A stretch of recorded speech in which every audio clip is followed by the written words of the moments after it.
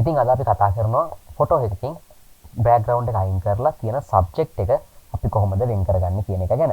ඉතින් මම දැන්ට මෙන්න මේ ඕපන් කරගන්න තියෙන ෆොටෝ එකෙන් මේ ඉන්න සබ්ජෙක්ට් එක කියන්නේ මේ පිටිපස්සේ බෑග්ග්‍රවුන්ඩ් එක නැතුව මේ ඉන්න පුද්ගලයෝ දෙන්නා විතරක් අපි කොහොමද වෙන් කරගන්නේ කියලා මේ වීඩියෝ එකෙන් කතා කරනවා. ඉතින් මේකට ගොඩක් ටෙක්නිකල්ස් තියෙනවා. ඉස්සර ඉඳන් Photoshop CS version වලින් ඉඳලා එක එක විදි යූස් කරා. නමුත් මේ වෙනකොට Photoshop වලින් AI හරහා මේක ලේසියෙන් අපිට කරගන්න අවස්ථාව ලබා දීලා තිනවා. ඉතින් artificial intelligence කියන මේ ෆීචර් එක ආවට පස්සේ ගොඩක් දේවල් අපිට ලේසි වෙලා තියෙනවා Photoshop වලදී. ඉතින් මේකෙදී 2020 version එකෙන් පස්සේ මම හිතන්නේ ඔයාලට මේ ෆීචර් එක අත්විඳින්න පුළුවන්. මේ මම අද යූස් කරන්නේ 2023 කියන version එක. මෙන්න මේකේ ඔයාලට පල්ලෙහාට අවම තියෙනවා 4 වෙනි හැට object selection tool කියලා එකක්. මේක අපිට W අකුරෙන් ගන්න පුළුවන් shortcut key එක.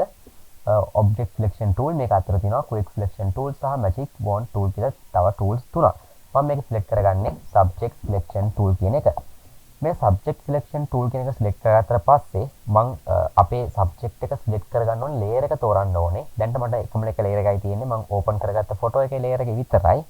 ඒක auto select කරලා තියෙන්නේ. එහෙම තියෙනකොට මම මෙන්න මෙතන select subject කියලා ඔයාලට පේන ඇති මේකක් තියෙනවා. අපිට මේකේ තියෙන සම්පූර්ණ subject එක තෝරගන්න ඕන නම් අපිට පුළුවන් මෙන්න මේ select subject එක කියන බටන් එක ක්ලික් කරලා option එක ක්ලික් කරලා මේකේ තියෙන subject එක අපිට වෙන් කරගන්න. ඉතින් ඔයාලට පේන ඇති තාම ඉක්මනින් මෙන්න මේ විදිහට selection එකක් වටනවා. මෙන්න මේකේ ගොඩක් හොඳට ඔයාලට පේන ඇති මේකේ අනවශ්‍ය දේවල් ඉවත් වෙලා අපිට අවශ්‍ය කරන subject එක select කරලා තියෙනවා. ඊට මේක වෙනත් තැනකට ගන්නෙ කොහොමද? ඒකට අපි කරන්නේ control C press කරලා අපි මේ selection එක copy කරගන්නවා. control C press කරලා copy කරගත්තා. ඊට පස්සේ අපි new layer එකක් ගන්නවා. layer palette එකේ පල්ලෙහාට ගිහලා මෙන්න මෙතන ධන ලකුණ තියෙන කොට උඩ click කරාට පස්සේ ඔයාලට new layer එකක් එනවා. ඒ layer එක select කරලා තියෙද්දි අපි control V press කරනවා. ඊට අපි control C press කරලා අපි copy කරගත්තා. control V press කරලා අපි paste කරගත්තා. මෙන්න මේ විදිහට paste කරගත්තාට පස්සේ මම පල්ලෙහා තිබ්බ layer එක eye mark එකකින් ඒ layer එක off කරලා පෙන්නන්නම්. ඔයාලට පේන ඇති කිසිම වෙනස්කමක් නැහැ. ගානට අවශ්‍ය විදිහට අපේ subject එකෙන් අපේ photo එකෙන් subject එක වෙන් වෙලා තියෙනවා. හරි. ඉතින් මෙන්න මේ විදිහට ඔයාලට පුළුවන් ලේසියෙන්ම ඔයාගේ photo එකේ තියෙන පින්තූරයක් එහෙම නැත්නම් ඔයාලට අවශ්‍ය ඕනම දෙයක් ඉවත් කරගන්න. දැන් මේකේ පොඩි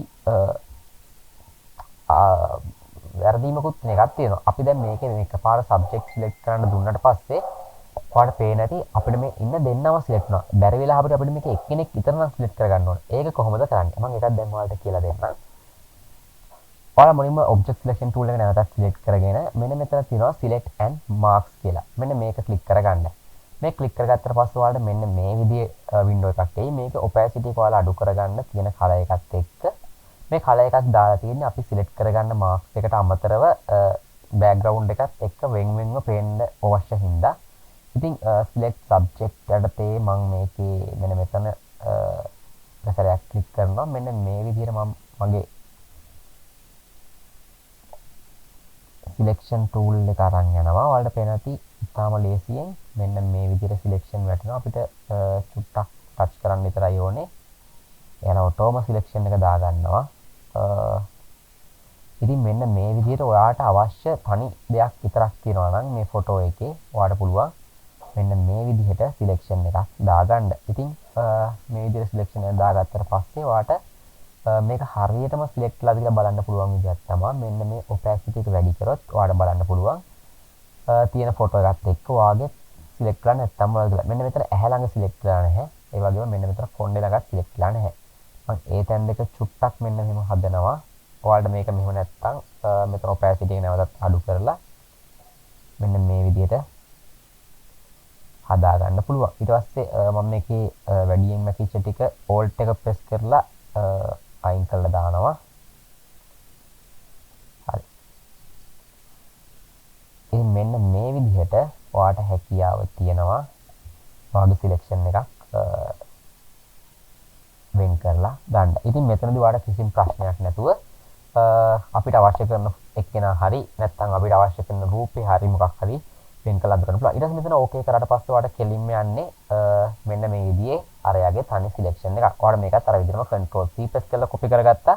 control V press කරලා paste කරා. මෙන්න මේ විදිහට ඔයාලට බලා ගන්න පුළුවන්. ඉතින් මේකෙන් ඊටාම ලේසියෙන් ඔයාලගේ tools වලින් මෙන්න මේ විදිහට selection එකක් copy කරලා අයින් කර ගන්න පුළුවන්. ඉක්මනට අපිට අවශ්‍ය කරන subject එකක් වෙන් කරලා අඳුර ගන්න පුළුවන්.